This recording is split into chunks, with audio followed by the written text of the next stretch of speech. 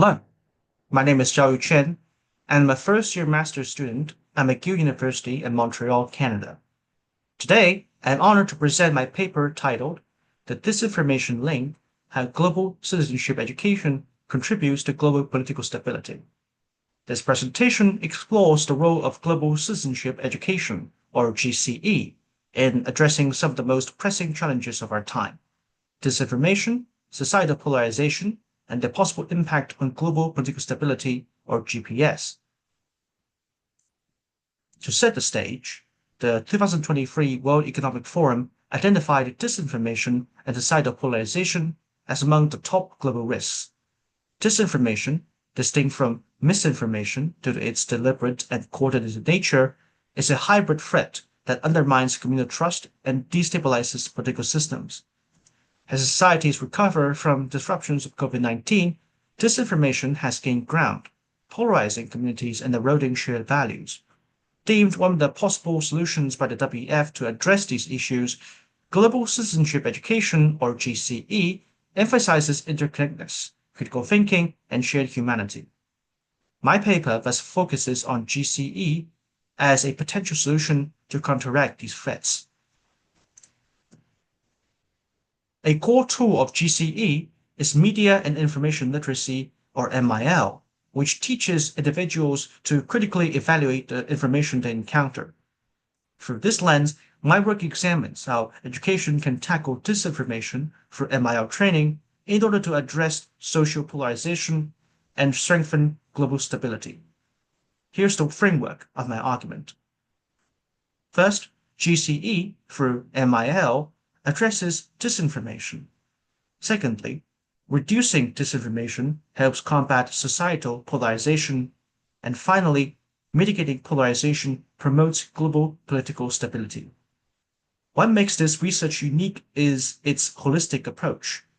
While studies often address these elements in isolation, few explore their interconnections.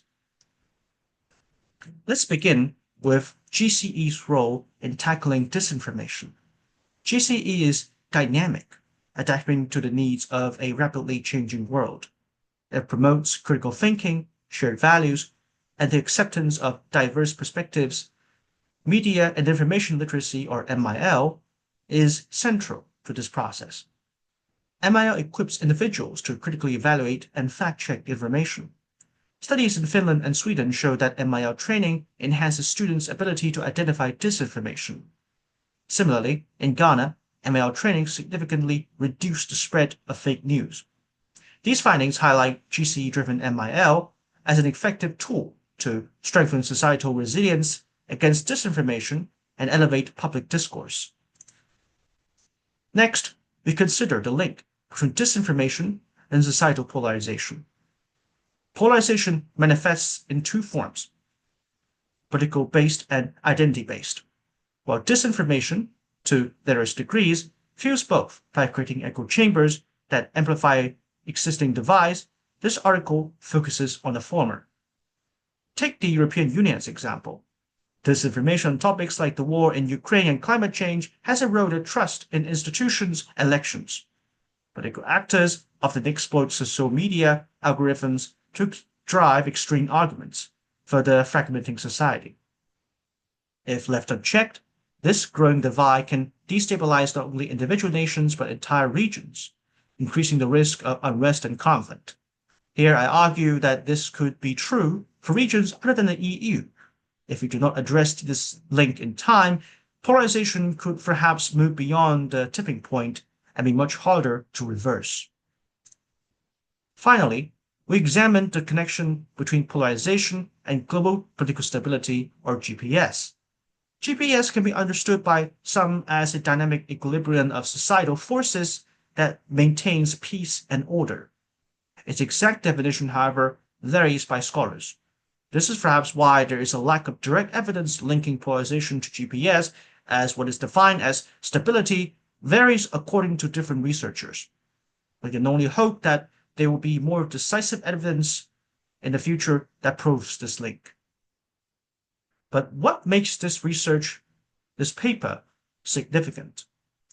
Firstly, it bridges gaps in the literature by connecting global citizenship education, media information literacy training, disinformation, societal polarization, and global political stability in a single framework. Secondly, it offers global relevance by demonstrating how coordinated educational efforts can mitigate polarization. And thirdly, it provides actionable insights for policymakers and educators. For example, scaling MIL programs in schools for fostering international partnerships could amplify GCE's impact. Sweden's integration of MIL into its curriculum shows that such initiatives are already underway. Expanding these efforts globally could yield substantial benefits. To conclude, my paper illustrates the potential of global citizenship education to counteract disinformation, reduce polarization, and perhaps enhance global political stability. While the relationship between social polarization and GPS remains underexplored, this study lays the groundwork for any possible future research. In a world facing unprecedented challenges, education stands as a powerful tool to foster resilience, mutual understanding, and inclusivity. By advancing GC and MIL, we can empower individuals to resist manipulation, bridge divides, and build a more peaceful global society. Here's my reference, and thank you for listening.